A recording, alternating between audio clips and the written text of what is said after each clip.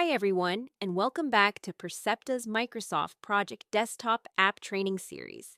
In this video, we'll be learning how to add a constraint to a task, an important feature when certain tasks must start or finish on specific dates.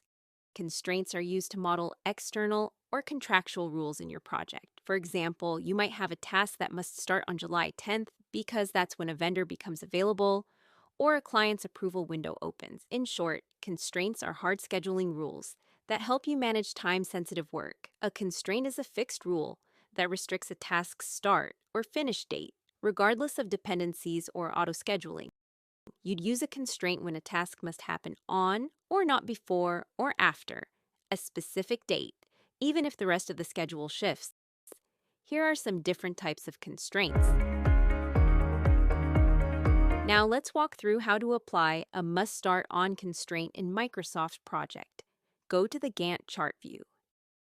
Double-click the task you want to add a constraint to.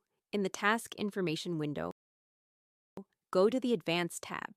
Under Constraint Type, select Must Start On. Set the constraint date for when the task should begin. Click OK. A planning wizard pop-up will appear. Select Continue. A must start on constraint will be set, and then click OK again.